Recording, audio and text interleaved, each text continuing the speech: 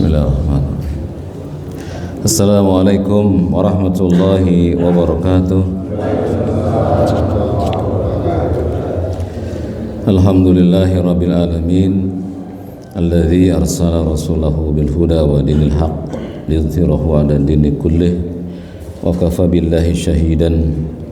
Wa asyhadu an la ilaha illallah wahdahu la syarikalah wa asyhadu anna Muhammadan abduhu wa rasuluhu sallallahu alaihi wasallam tasliman katsiran wa ba'd.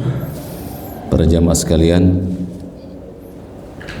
kita bertemu di bulan Muharram dan kita berdoa kepada Allah dengan nama Allah yang indah dan sifatnya yang mulia agar Allah menerima amal salat subuh kita dan Allah maafkan segala kekurangan ibadah kita di bulan ini, di bulan yang lalu, serta Allah istiqomahkan kita agar senantiasa mentaatinya di bulan ini dan setelah bulan ini sampai datang kepada kita ketetapannya. Hanya Dialah tempat kita bergantung dan hanya Allah lah yang mampu membuat kita berjalan ke masjid beribadah. La haula wala quwwata illa billah. Kita hanyalah hamba yang dhaif. Kita tidak memiliki kemampuan kecuali diberikan olehnya. Maka wajib bagi kita untuk senantiasa bersyukur dengan 3 keadaan. Hati kita mensyukuri dan meyakini bahwasanya semua yang kita miliki adalah milik Allah Subhanahu wa taala. Lisan kita banyak mengucapkan alhamdulillahi rabbil alamin, alhamdulillah alladzi bi ni'matihi tatimmus shalihah. Banyak berzikir, kemudian banyak baca Quran, menasihati manusia. Itu tanda syukur dengan lisan. Kemudian syukur dengan anggota badan, ruku, sujud. Jangan lari dari as-shalah. Apalagi di antara kita rata-rata semuanya sudah berusia 40 tahun lebih banyak. Nanti setelah ini kita akan membahas, Pak, insyaallah bulan depan, nasihat Rasulullah SAW bagi yang sudah berumur. Akan kita bagi sampai 3 atau 4 kali pertemuan. Saking pentingnya masalah umur. Dan saya serta kalian rata-rata sudah memiliki warna-warna putih di bulu-bulu kita. Yang muda jangan senang-senang dulu yang muda. Ya. Kita masuk ke dalam pembahasan pelajaran akidah dari bulan Muharram atau pelajaran besar dari bulan Muharram. Bulan Muharram sudah dikenal sejak zaman dulu oleh orang-orang jahiliyah musyrikin, disebut dengan Safarul Awal. Safar yang awal. Safarul Awal baru Safar. Tapi Nabi tidak menyukai nama itu. Maka Nabi menggantinya, memberikan nama bagi Safarul Awal dengan Muharram. Ya, jadi Muharram itu nama yang Nabi sebutkan. Dan kita bersyukur, Pak. Kita menjadi umat beliau sallallahu alaihi wasallam karena beliau selalu memberikan nama yang baik bagi umat beliau ini. Ya, dan nama itu tentu wahyu dari Allah Subhanahu wa taala. Dan Muharram itu ada pada kalender Hijriah di urutan pertama. Ya tidak? Ya, di urutan pertama bulan haram. Di urutan ke-12 bulan haram juga. Maka sungguh Allah Subhanahu wa taala menjadikan kalender Hijriah sebagai kalender yang afdal. Dibuka dengan bulan haram, ditutup juga dengan bulan haram. Apa sih maksudnya itu? Wa ja'ala dzamba fihi a'zam wal amala shalih wal ajra a'zam. Bulan itu disebut haram karena perbuatan dosa yang dilakukannya dibesarkan. Demikian pula amal saleh dan pahala yang dikerjakan di dalamnya dibesarkan. Jadi sebuah amal yang ringan, ya, baik itu amal buruk atau amal baik, dikerjakan di bulan haram, balasannya dibesarkan. Kenapa sih kita belajar bulan-bulan Hijriah, karena bulan Masehiyah nggak ada bulan haram. Yang bulan haram itu adanya di mana? Di kalender Hijriah. Salasatun mutawaliyatun, 3 bulan berturut-turut kata Nabi. Dzulqa'dah wa Dzulhijjah wal Muharram. Wa Rajab Mudhar alladzi baina Jumada wa Sya'ban, dan satu lagi bulan Rajab yang terletak di antara Jumadil Akhir dan Sya'ban. 4 bulan ini Allah berikan urutannya yang penuh hikmah. Pertama Muharram, pertengahan Rajab, ya, di bulan yang ke-10 Dzulqa'dah,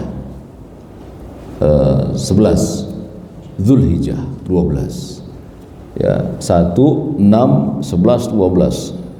Jangan dicocok-cocokin, jangan, nggak boleh. Kita tunggu dalilnya dari syariat. Kenapa 1, 6, 10, 11? Karena bulan-bulan haji itu 3 bulan, Pak.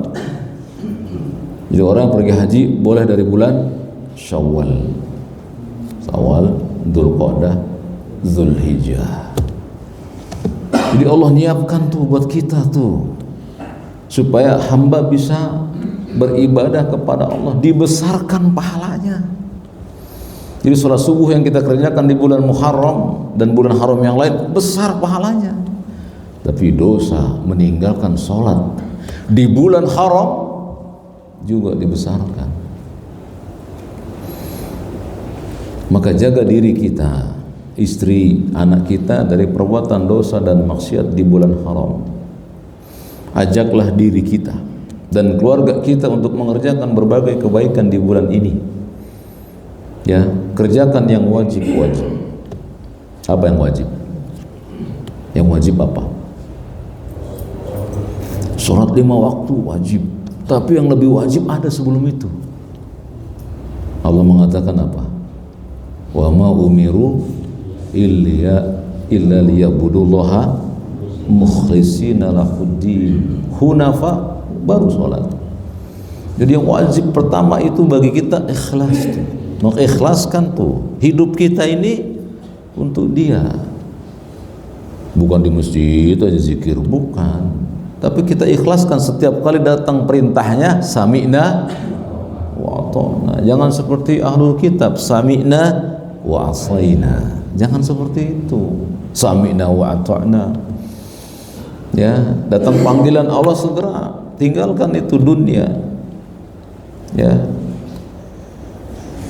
yang wajib-wajib dijaga. Pertama mentauhidkan Allah. Yang kedua baru tuh sholat. Wa yuqimus sholat, baru tuh zakat. Zakat wajib sunnah. Dan yang lain tinggalkan yang haram. Apa itu yang haram? Menyekutukan Allah, meninggalkan sholat, durhaka sama orang tua, berdusta, selingkuh. Ya. Di antara amal kebaikan yang Nabi ajarkan di bulan Muharram adalah puasa. Banyak puasa. Puasa apa, Pak? Iya, puasa sunnah. Puasa apa itu? Beliau sallallahu alaihi wasallam bersabda, afdhalus siyam ba'da Ramadan syahrullah. Puasa yang paling utama setelah berpuasa di bulan Ramadan syahrullah. Puasa di syahrullah. Puasa di bulan Allah al-Muharram. Jadi Nabi menyebut Muharram sebagai apa? Syahrullah, bulannya Allah. Ya. Kemudian kata beliau, wa afdhalus shalah ba'dal fariḍah salatul lail. Dan sebagus-bagus salat setelah salat wajib, salat malam. Kenapa, Pak? Kenapa rawatib bisa kalah dengan salat malam?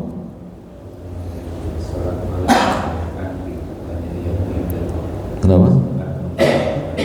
Salat malam? Salat malam itu nggak ada yang tahu. Ini betul nggak? Kalau rawatib masih ada yang tahu. Salat malam siapa yang tahu? Istri tidur, anak tidur, RT RW tidur, DKM tidur. Ya tidak. Yang tahu cuma dirinya dengan Allah. Makanya nggak usah lagi bikin status habis salat malam. Ya. Udah asik-asik nggak ada yang tahu bikin status. Luar biasa dahsyatnya sholat malam. Wow. Jadi kan profil lagi ruku, lagi sempet-sempetnya dia selfie. Di bulan haram. Ria di bulan haram, Pak. Ria itu dosa atau enggak? Dosanya kecil atau besar? Ria itu, Pak, syirik kecil, Pak. Tapi dosanya di atas dosa-dosa maksiat, di bawah syirik besar. Dikerjakan di bulan Muharram, lebih besar lagi dosanya. Ya. Kata Nabi itu puasa sunnah yang paling utama, puasa di bulan Allah. Nabi menyebutnya apa? Syahrullah. Ada Al-Quran kan? Al-Quran disebut apa dalam bahasa Arab? Kitabullah. Mekah disebut apa? Ka'bah itu Baitullah. Nabi Muhammad sebagai apa itu? Setiap nama yang digandeng dengan nama Allah, nama itu menunjukkan kebesaran dan keagungannya. Jadi mesti diperhatikan tuh, kenapa Nabi menyebut Syahrullah? Karena beliau banyak berpuasa di bulan Muharram. Kalau banyak puasa tuh berarti puasa apa, Pak? Paling banyak puasa sunnah. Nah, paling banyak puasa sunnah puasa apa? Iya. Puasa Daud itu sehari puasa, besok enggak. Kalau sebulan itu berarti berapa hari minimal? 15 hari. Kalau puasa Senin Kamis berapa hari? Sebulan 8 hari. Lebih banyak mana sama Daud? Jadi kemungkinan besar Nabi SAW berpuasa Daud, kemungkinan besar. Atau beliau berpuasa dengan niat puasa sunnah Muharram, karena banyak berpuasa itu afdol di bulan Muharram. Dan puasa yang paling utama dari puasa di bulan Muharram adalah sebagaimana sahabat Nabi yang bernama Abu Qatadah Al-Ansari radhiyallahu anhu, dia berkata, "Wa su'ila an shaumi yaumil Arafah faqal." Nabi SAW ditanya mengenai keistimewaan puasa Arafah. Beliau mengatakan, yukafiru sanatal madiyata wal baqiyah. Puasa Arafah itu menghapus dosa setahun yang lalu dan setahun yang akan datang. Itu puasa apa? Tanggal berapa itu? 9 Dzulhijjah, ya. Kemudian waqal wasuila an shaumi yaumi Asyura. Dan beliau ditanya juga tentang keistimewaan puasa Asyura. Faqal, beliau menjawab, yukafiru sanatal madiyah. Puasa Asyura menghapus dosa setahun yang lalu. Ini pasti kita bingung nih, puasa Asyura apa gitu, ya. Sebelum datang hadis yang kedua, mungkin kita belum tahu, atau kalau sudah tahu, alhamdulillah. Datang seorang sahabat yang bernama Abdullah bin Abbas radhiyallahu anhuma, seorang ahli tafsir yang semua ahli tafsir banyak merujuk padanya, karena beliau seorang ahli tafsir dari kalangan pertama generasi Islam, dan yang Nabi doakan sebagai turjumatul Quran, penterjemahnya Al-Quran. Beliau berkata, ya Rasulullah, innahu yaumun, ya Rasulullah, sesungguhnya hari Asyura itu yaumun tu'azzimuhul yahudu wa nasara. Hari Asyura itu diagungkan oleh Yahudi dan Nasrani. Kata siapa ini? Abdullah bin Abbas, ya. Maka Nabi SAW berkata, fa idza kana al-amal muqbil, kalau kita sampai tahun depan, gitu kata Nabi, karena saat itu udah puasa tuh. Saat puasa datanglah Abdullah bin, ya Rasulullah, innahu yaumun tu'adzimuhu yahudu wa nasara. Hari ini hari yang diagungkan oleh Yahudi dan Nasrani. Kata Nabi SAW, fa idza kana al-amul muqbil, kalau saja kita sampai tahun depan, insyaallah sumnal yaumut tasi', insyaallah. Ya, jika Allah masih memberikan kepada kita umur, kita akan berpuasa di hari ke-9-nya. Gitu. Kemudian kata Ibnu Abbas, falam ya'til 'amul muqbil, sebelum sampai tahun depan, hatta tuwfiya Rasulullah SAW, maka Rasulullah keburu wafat. Tapi kalau beliau masih hidup, kira-kira puasa atau tidak? Puasa. Iya. Dan Nabi SAW itu berkata kepada para sahabat, kalau tahun depan kita punya umur, kita akan berpuasa hari ke-9-nya. Kenapa demikian? Puasa Asyura itu dijelaskan oleh Ibnu Abbas juga. Berkata beliau, Anna Rasulullah sallallahu alaihi wasallam qadimal Madinata. Ketika Nabi sallallahu alaihi wasallam sampai di kota Madinah, ya. Fawajadal yahuda siyaman yauma Asyura. Orang-orang Yahudi di Madinah sampai hari kiamat ada, Pak. Orang Yahudi, Nasrani di dua kota ada, di Mekah dan Madinah, tetap ada sampai hari kiamat. Ya, walaupun jumlahnya mereka nggak kelihatan, sedikit, tapi tetap ada. Kata Abdullah bin Abbas, Rasulullah mendapati orang-orang Yahudi melakukan puasa Asyura. Faqala lahum Rasulullah sallallahu alaihi wasallam, berkata Rasulullah kepada mereka, ma hadzal yaumul ladzi tasumunah. Kata Nabi, hari apa yang kalian berpuasa ini? Ya, apa sih tujuan kalian berpuasa? Gitu. Atau puasa apa ini yang kalian lakukan? Gitu. Maka orang-orang Yahudi berkata, faqalu hadza yaumun azimun, ini hari yang sangat agung.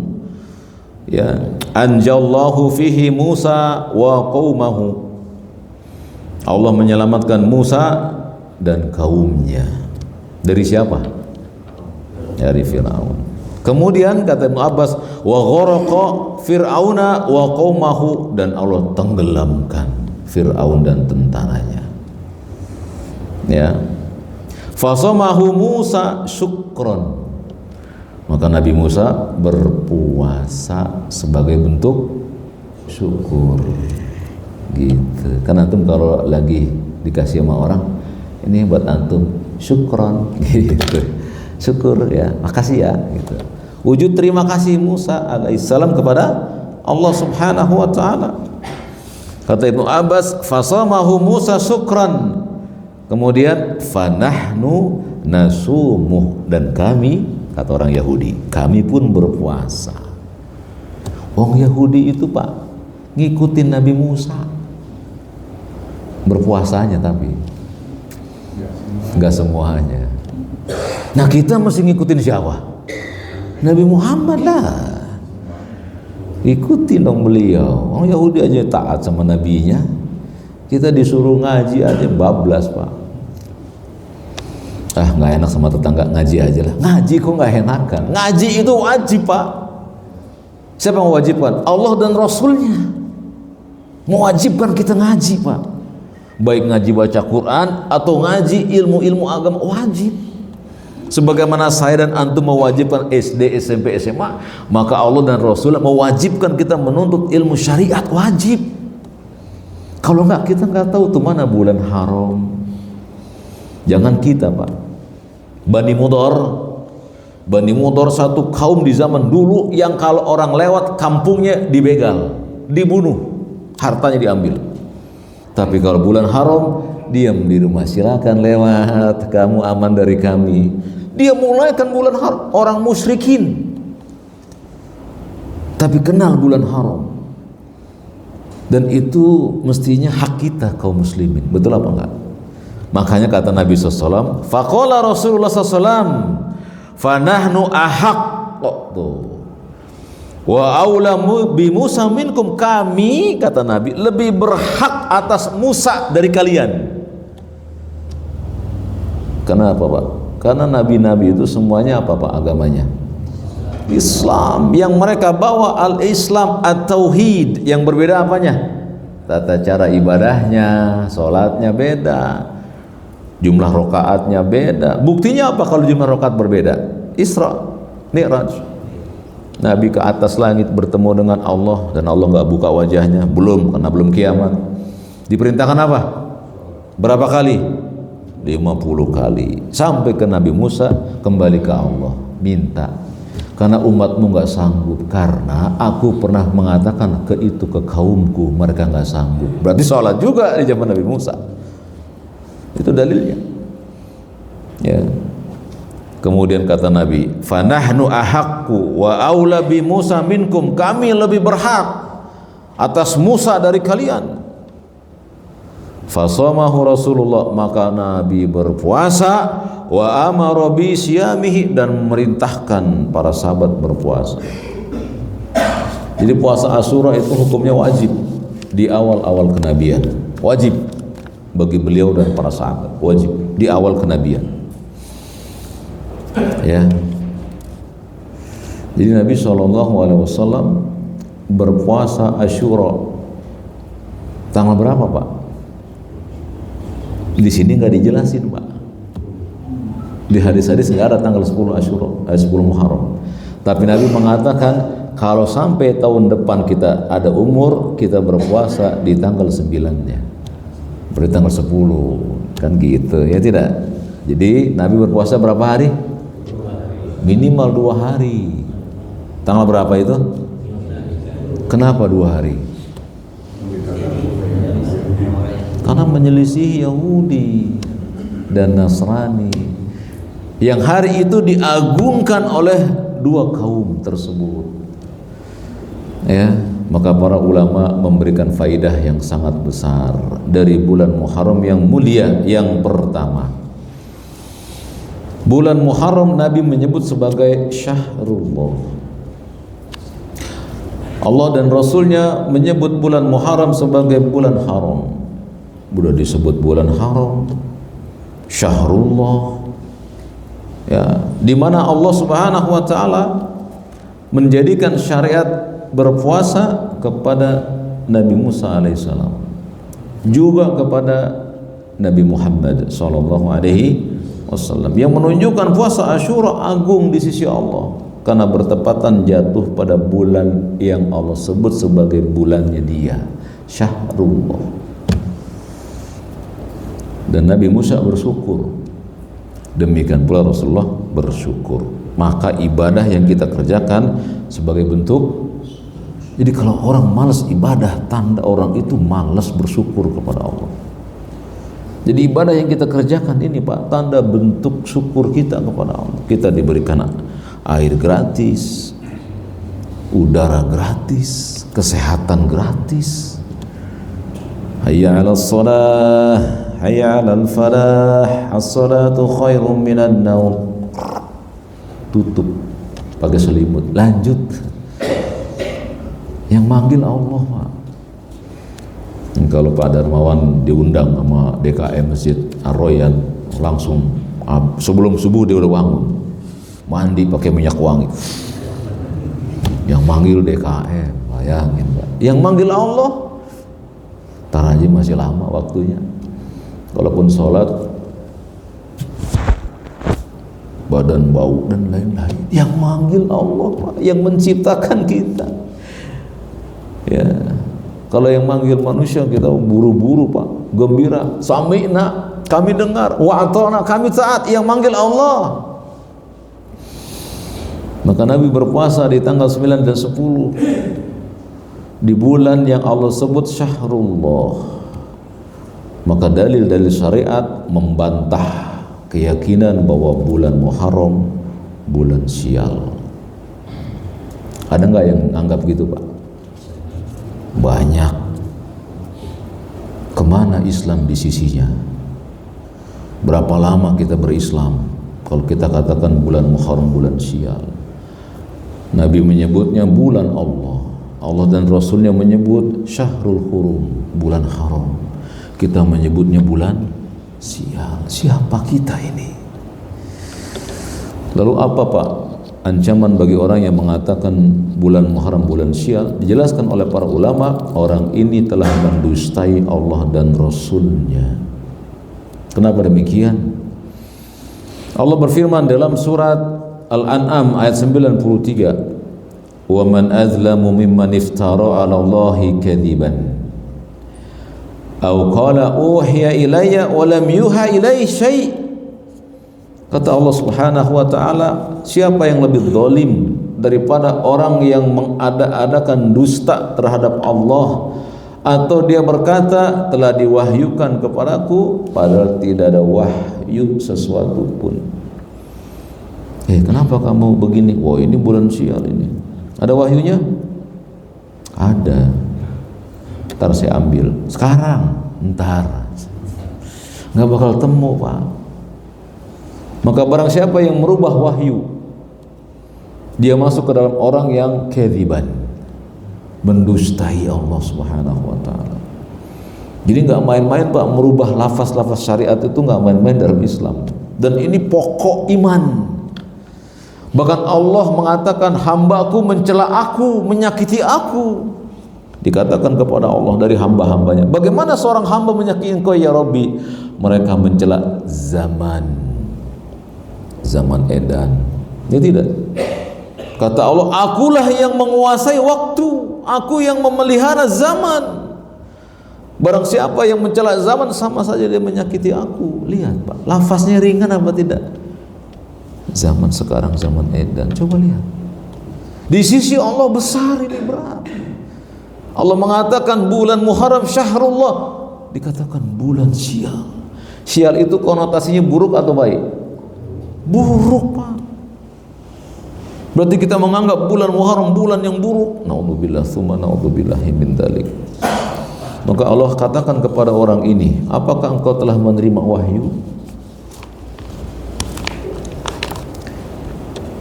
Jika dia mengatakan bahwa bulan ini bulan sial karena dia mengikuti nenek moyangnya, Allah jawab juga dengan dalil.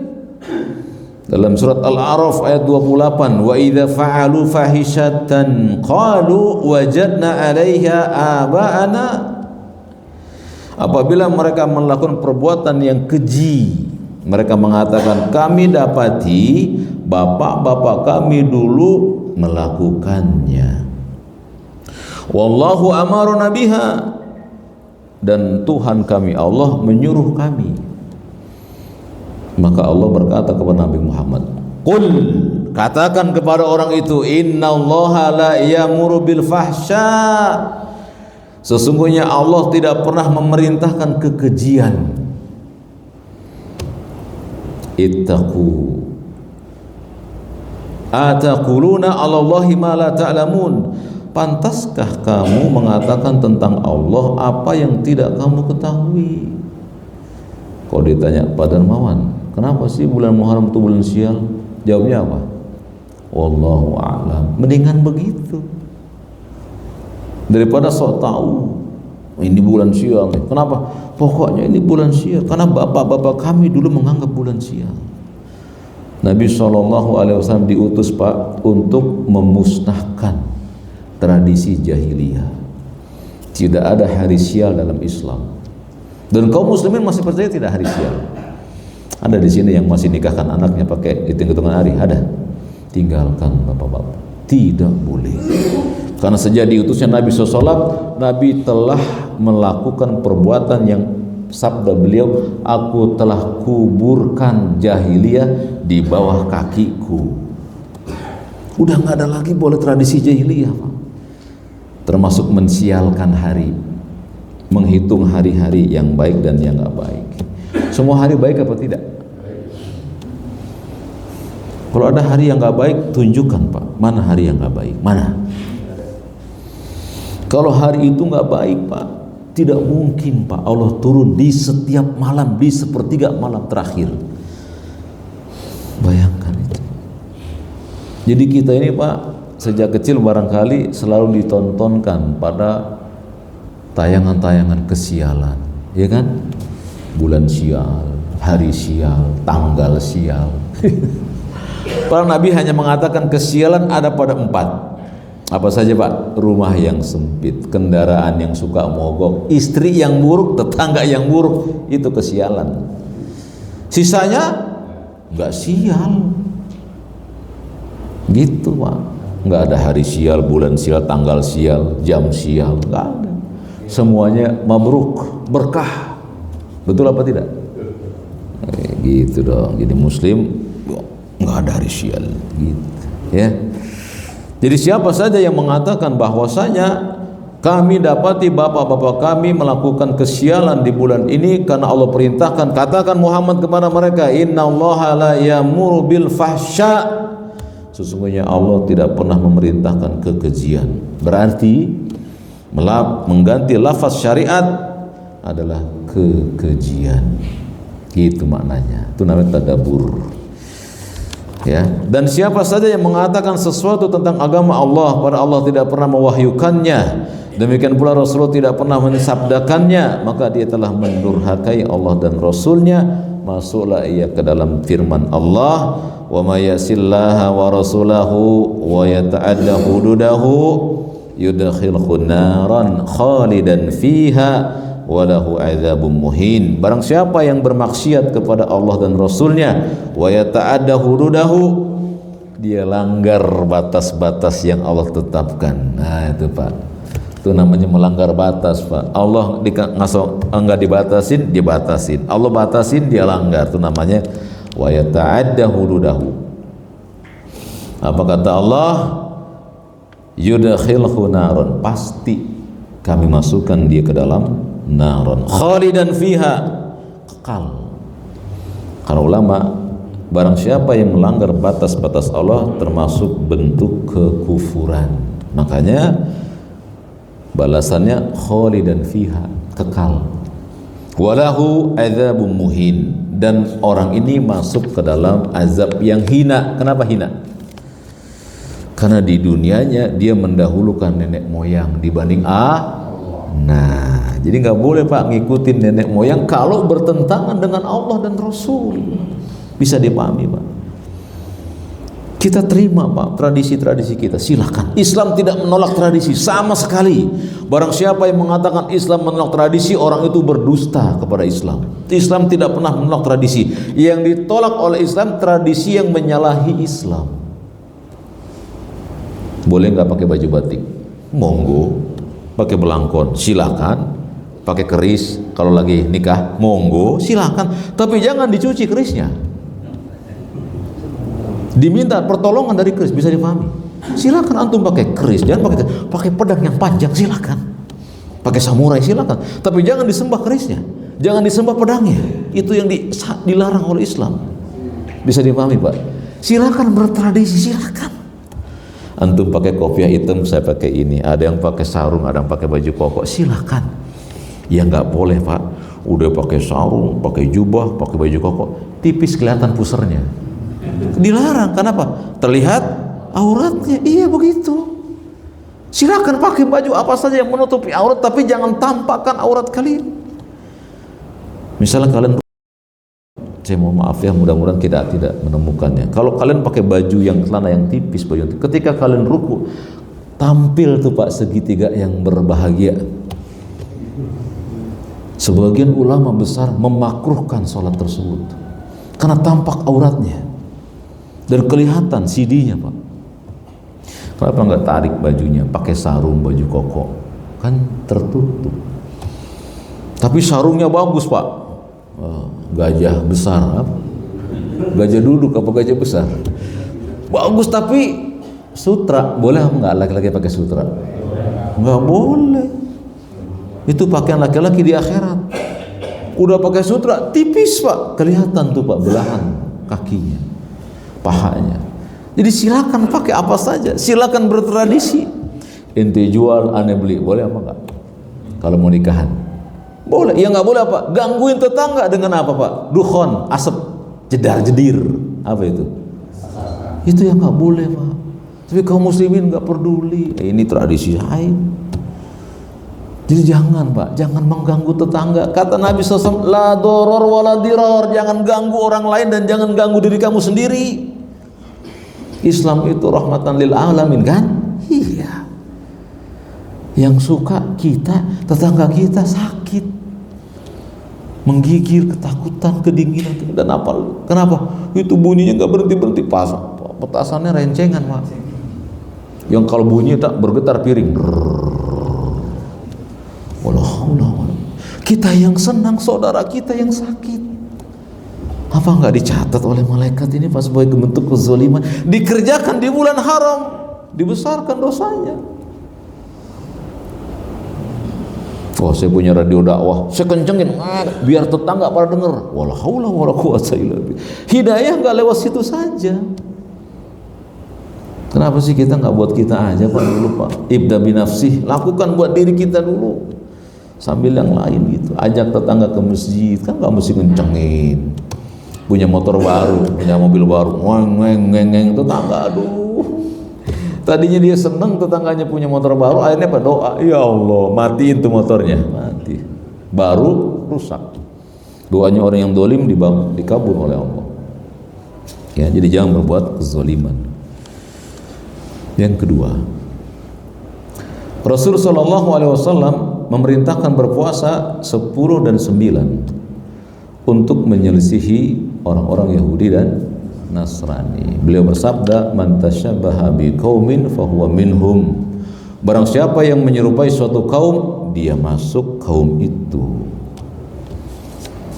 Orang Yahudi datang ke seorang sahabat, "Hai, Nabi kalian, kalau kami melakukan sesuatu, pasti dia selisihi." Siapa itu? Nabi Muhammad. Maka Nabi SAW berkumpul dengan para sahabat, di mana di antara mereka menginginkan agar ada cara untuk memanggil orang buat sholat. Berkumpul para sahabat. Kata mereka, kita tiup trompet. Kata Nabi, hadza min Yahudiyun. Aku gak suka, itu dari Yahudi.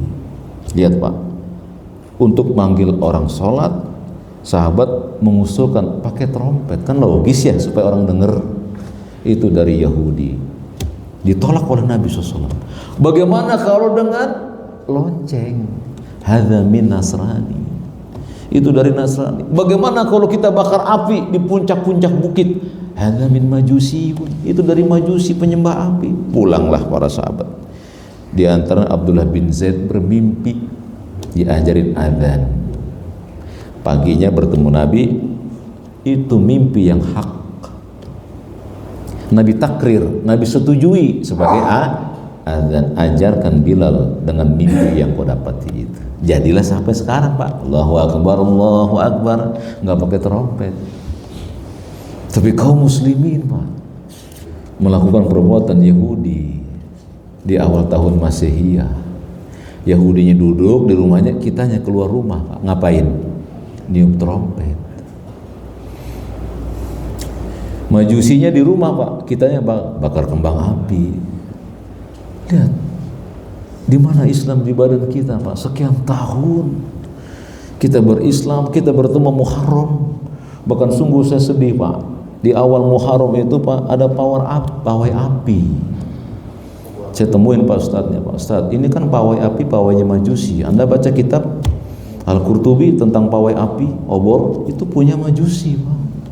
Dilakukan oleh orang Majusi kalau awal-awal tahun baru. Kita menirunya. Coba lihat. Ya. Jadi gimana dong cara Nabi itu melakukan Muharram? Di zaman Nabi, bulan Muharram itu bukan bulan pertama, bukan Pak.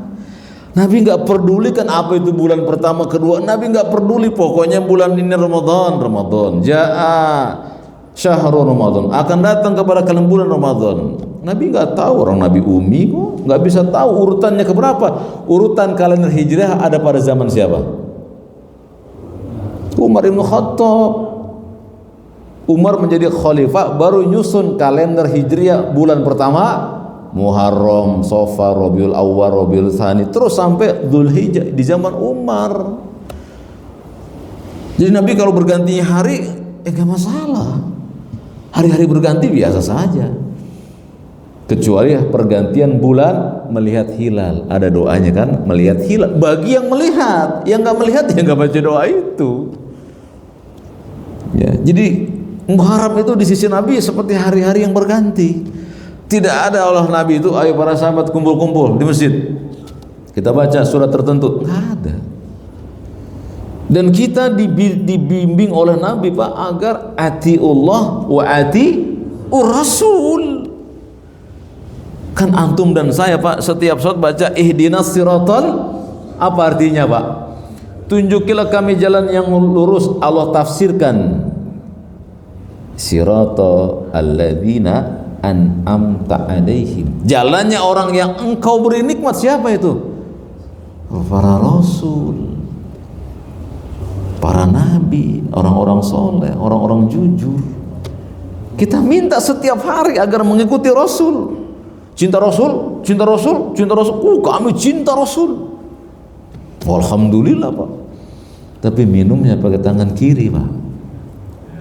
Makan pakai tangan kiri.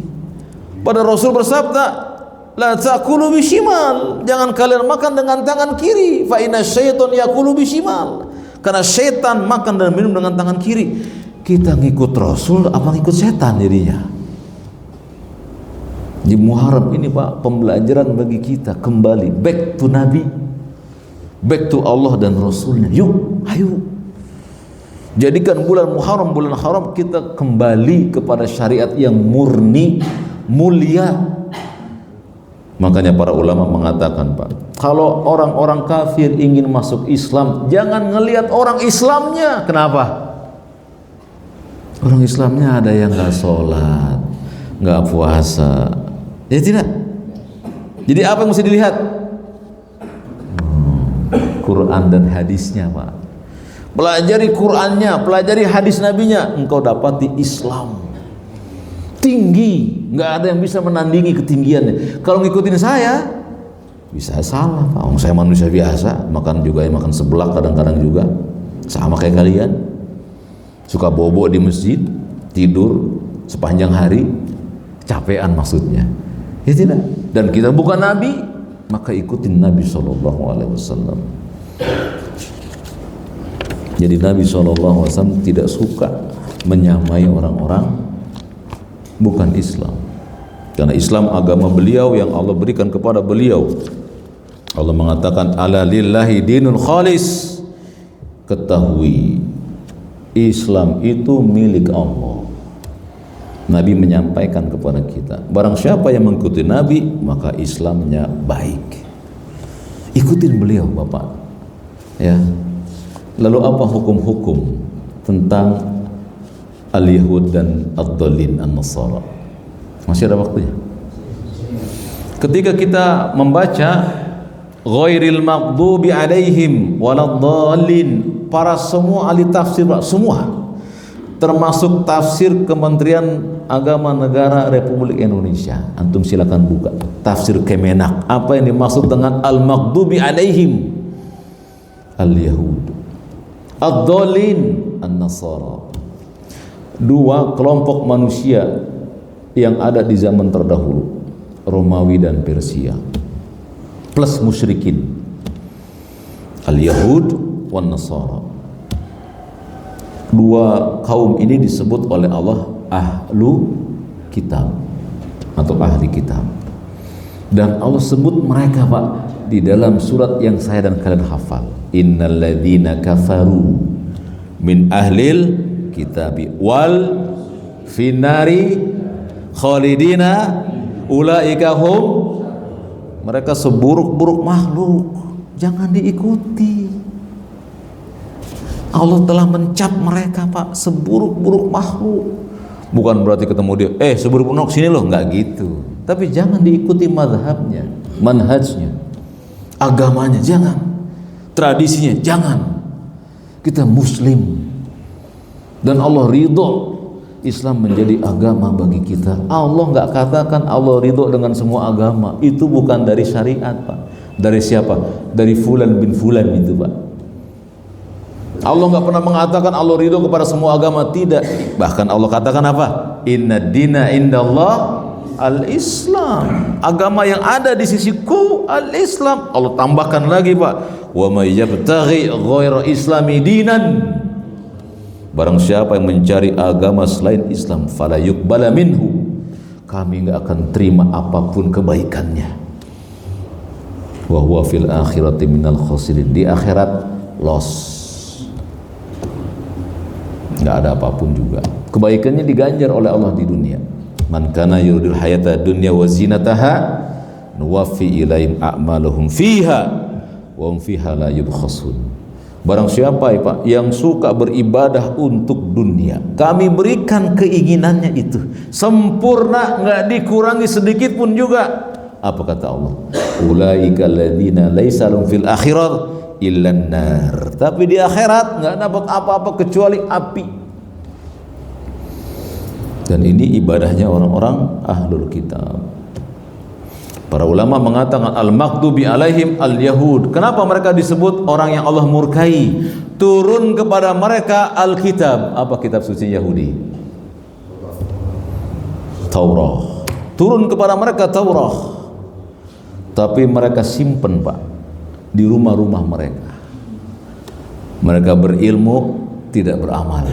Makanya Allah murkai Pak. Ada Taurat di sisi mereka, mereka enggak amalkan Taurat. Makanya disebut maghdubi alaihim, orang yang dimurkai. Allah mensifati mereka atamuruna nasabil birri wa tansawna anfusakum wa antum tatlunal kitab. Kenapa kamu nyuruh orang berbuat baik dan kamu lupakan diri kamu sendiri padahal kamu membaca kitab? Ad-dhalin. Kenapa disebut ad-dhalin? Orang yang sesat. Siapa itu Pak? Orang yang beramal tanpa kitab. Kalau yang tadi apa? Ada kitab, enggak diamalin. Kalau ad-dhalin, beramal tanpa kitab. Islam wasaton, di tengahnya. Islam ada dalil diamalkan, Islam beramal dengan dalil. Makanya tradisi-tradisi ditolak dalam Islam kalau tidak ada dalil dalam Islam.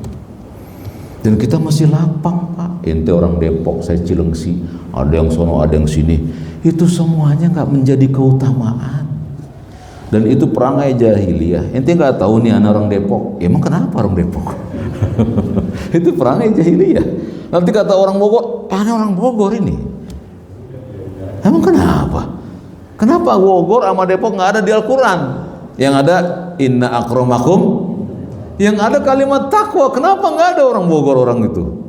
Allah mengatakan ya ayuhan nas. Ini kenapa mati? Kode mau habis kali ya. Ya deh kita habisin deh. Baik, terakhir Pak.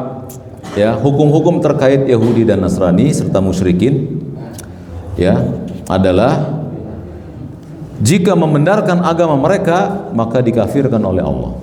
Barang siapa yang membenarkan agama mereka, Yahudi bukan kafir, Nasrani bukan kafir, maka dia dikafirkan dari langit langsung. Yang kedua, jika dia membantu memerangi dan dalam memerangi Islam, jika kita bantu orang-orang ahlul kitab memerangi Islam dan kaum muslimin juga masuk ke dalam agama mereka. Jika muslim membantu mereka dalam ibadah mereka juga sama, masuk dalam kekafiran mereka. Jika meniru-niru cara hidup mereka maka enggak dikafirkan, tapi fasik, pelaku dosa besar. Dan Indonesia pernah ngelakuin itu Pak, mau bagi-bagi THR Pak, joget. Bagi-bagi THR joget.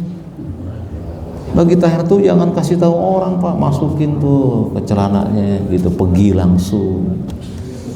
Bagi-bagi gimana sih? Trompet. Kemudian apa? Pesugihan. Jadi orang-orang Yahudi Pak, kalau dia bertemu dengan satu tempat yang dimuliakan, dia akan puja tempat tersebut. Kemudian dia beri tanda. Gitu. Tandanya kalau sekarang pakai lampu, klik klik klik klik. Nah, itu manhaj Yahudi. Orang-orang Nasrani Pak beribadah dengan bernyanyi. Kaum muslimin jangan. Di masjid jangan ada alat buat bernyanyi. Di masjid adanya apa? Al-Quran, tadabbur Quran, baca Quran, hafalkan Quran. Kan kita muslim, harus berbeda dengan mereka. Jadi meniru cara hidup mereka fasik. Ada lagi Pak, kalau kalian nanti buka abrakadabra. Ini artinya bahasa Ibraninya Pak, 3 Tuhan. Tuhan Anak, Tuhan Kecil, dan Roh Kudus. Itu namanya abrakadabra. Dipakai nggak oleh orang Islam? Oke. Diganti bim, salah bim. Dua-duanya sama artinya. Kalau iya itu apa Pak? Kalau kita bilang iya, oke, ya. Kalau oke saja Pak, OKE masih boleh. Kalau disertai gini, oke. Ini Yahud yang bikin Pak. Penyembahan terhadap santa namanya, saya lupa namanya. Santa Orka namanya. Orka nggak bisa orang kita oke. Begini Pak. Lihat di emoticon, ada nggak yang begini? Siapa yang punya? Jadi kalau oke, naam aja Pak, naam atau iya. Nggak usah pakai gini-gini. Maafin saya, ada gambar gini. Siapa yang bikin Pak? Apakah kita nggak paham itu Pak? Ayo kita belajar Islam dari awal sampai akhir. Islam punya simbol-simbol Pak. Ya tidak? Assalamualaikum. Jabatan tangan. Nggak usah cipiki-cipika. Assalamualaikum. Nabi yang ngajarin kita. Assalamualaikum, jabatan tangan. Berpelukan boleh kalau pulang safar. Bukan. Jangan cipika-cipiki. Yahudi juga itu pekerjaan. Kita benci mereka, kita ikuti mereka.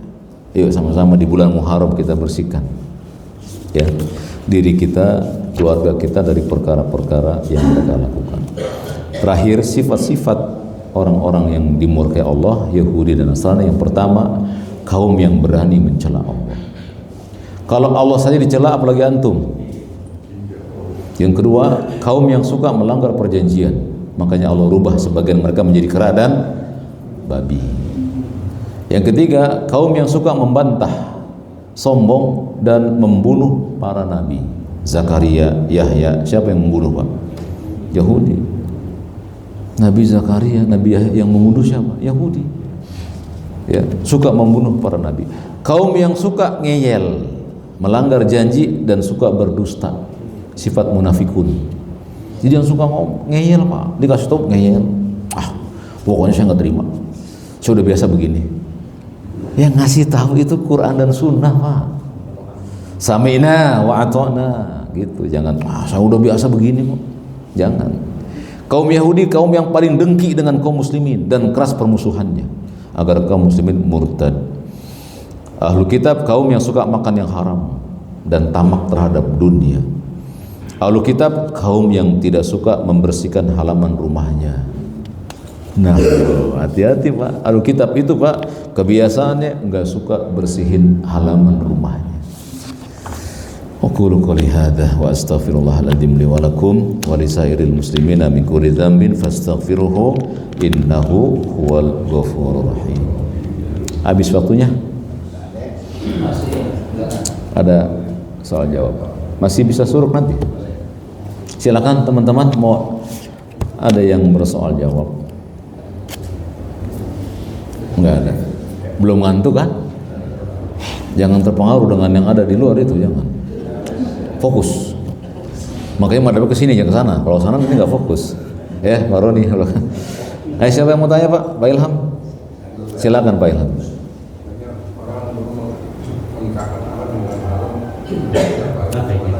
Kenapa? Talak. Oh, menikahkan anak di bulan haram. Ya nggak apa-apa. Yang nggak boleh menganggap bulan haram bulan sial. Kalau nikahin di bulan Muharram, besar Pak pahalanya. Kan nikah tujuannya apa Pak? Ibadah. 50% agama sudah didapat Pak, sisanya bersama istri. Dikerjakan di bulan Muharram dengan niat supaya dapat pahala, dapat pahalanya. Kan ibadah itu. Tapi menganggap jangan nikah di bulan Muharram, tersial, berbahaya, dosanya besar. Nggak ada larangannya menikah di bulan Muharram. Bahkan banyak mengambil faedah di bulan haram, silakan. Saya pengen ngaji di bulan Muharram ini, boleh apa enggak? Boleh, baca Quran sampai 3 juz, 4 juz, silakan. Nikah, nggak pakai lagi. Nikah di bulan Muharram silakan Pak. Ya, bisa Pak Ilham, boleh, nggak masalah. Ya, tapi jangan dianggap sia. Barang siapa yang menganggap bulan Muharram sial, dia akan berhadapan dengan Allah dan Rasulnya. Allah mengatakan bulan haram, Rasulnya mengatakan bulannya Allah. Dibilang bulan sial. Gitu Pak, ya. Dan ingat teman-teman, yang paling harus kita lakukan itu hati kita. Oh, ini bulan haram nih, ngapain ya? Oh, saya pengen berbuat yang baik, pijitin istri, ya kan, kasih bonus dia, nih, tumben pak, ya daripada enggak mendingan tumben, gitu. Berarti sama ini nggak pernah ngasih kita. Kasih bulan haram nih, suapin. Kayak pengantin aja. Kata Nabi kita, menyuapkan istri itu lebih bagus pahalanya. Kasih istri, suapin istrinya. Kita lakukan itu, mandi bersama istri, main sama anak-anak. Mendingan begitu pak, ya kan, daripada nganggap sial, dosa. Kita anggap bulan beruntung ini, ya. Kalau mau nyuci apa aja pak, jangan dikhususkan. Nyuci gelas, nyuci piring, silakan. Kalau senjata nggak perlu dicuci bulan haram, nggak perlu, nggak ada manfaatnya. Mau senjata itu keris, pedang, senapan, nggak ada manfaatnya dicuci di bulan haram, nggak ada. Cuci gelas, cuci piring, cuci baju, silakan pak. Itu yang kita pakai setiap hari, ada manfaatnya, bisa pak. Nah, selain Pak Ilham, kalau kita ini kan agak panjang, tertipu gaya dengan Syiah, gitu kan. Penjelasan Syiah itu kan menipu kita. sebetulnya pak, kaum yang suka melakukan kedustaan itu pak, cuman satu pak, Yahudi pak. Itu kaum yang melakukan kedustaan dari zaman ke zaman. Abdullah bin Sabah itu siapa pak? Pertama kali zaman dulu, Yahudi hitam. Yahudi yang pertama kali membuat makar di Islam itu Yahudi. Kenapa dia pak? Kenapa sih Yahudi itu benci dengan Islam? Karena mereka nggak ingin Nabi terakhir dari Bani Ismail, nggak mau. Maunya dari Bani Israel, Bani Ishak. Itu kebencian mereka kepada Islam. Mereka ingin Nabi terakhir adalah dari Bani Ishak, Bani Israel, bukan dari Bani Ismail. Sementara Nabi dari mana Nabi? Bani Ismail, Nabi SAW, ya kan? Bukan dari Bani Ishak. Makanya bencinya luar biasa. Dan mereka masuk ke dalam kelompok kaum muslimin loh, supaya Yahudinya nggak ketahuan, ya mereka masuk Islam dong, supaya nggak ketahuan Yahudinya. Disebutlah munafik. Badannya Islam, hatinya benci dengan Islam. Maka kata Nabi, barang siapa yang ada padanya 3 perangai, ya, maka dia munafik tulen. Kalau berkata bohong, kalau berjanji, kalau dikasih amanah, kalau 3-tiganya ada pada diri seseorang, tulen. Itulah sifat-sifat Yahudi. Jadi mana saja pak, mau kelompok itu pak, mau dia menyebutnya Syiah, mau sebut Sunni, kalau dia berdusta dan menjadikan dusta halal, maka siapa saja pak, kita hukumi orang tersebut keluar dari pemahaman fikrah Islam. Bahkan dia telah menyerap fikrah selain Islam. Tapi di negeri kita dan negeri-negeri lain itu, orang-orang yang suka dusta ini pak punya senjata. Apa senjata mereka? Media. Ya kan? Jadi nggak mesti negara tertentu pak. Siapa saja pak yang suka berdusta dan menghalalkan dusta, nggak lain dan nggak bukan al-Yahud. Karena Allah udah cap mereka seperti itu. Mereka pendusta. Kecuali Dajjal, ya. Dajjal itu bukan Yahudi. Dajjal pendusta tapi bukan Yahudi. Kalau Yahudi pendusta bukan Dajjal. Dajjal sendiri. Tapi Yahudi memiliki sifat pak, penghalalan dusta. Jadi siapa saja pak yang menghalalkan dusta pasti kembali kepada mereka, al-Yahud. Makanya Allah mengatakan ghairil maghdubi alaihim, orang yang Allah murkai mereka itu. Jangankan antum pak, Allah saja didustai. Allah didustai, apalagi antum. Itu dia pak. Jadi siapa saja pak yang suka berdusta dan menghalalkan dusta, kita mesti berhati-hati. Siapa saja pak. Makanya antum tafaqquh fiddin, ya, pelajari terus Islam ini pak, terutama akidah Islamiyah. Nanti akan terbuka oleh kita, oh ini dusta, ini ternyata enggak. Ya, ada enggak yang mengatakan bahwa tanggal 10 Muharram lebaran anak yatim? Kan itu Yahud pak yang buat, bukan Islam. Enggak ada Nabi mengatakan, kata Nabi lebaran cuma 2, dibikin 3. Lebaran berapa? 2, dibikin 3. Nanti ada lagi lebaran anak miskin. Ada yatim, ada miskin, ada karena wal yatama wal masakin. Nanti akan ada bikin, Pak. Datang sebuah ayat, al yauma akmaltu lakum dinakum. Datang Yahudi kepada Umar, wahai Amirul Mukminin, tahukah kamu ayat yang kalau datang kepada kami ayat itu, kami akan jadikan hari raya. Nah, jadi kaum yang suka menjadikan hari raya mereka itu al-Yahud, jangan ikuti, Pak. Hari raya kita cuma 2 atau 3 sama hari Jumat, yang lainnya udah jangan dirayain. Nikah ada 25. Hari raya apa itu, Pak?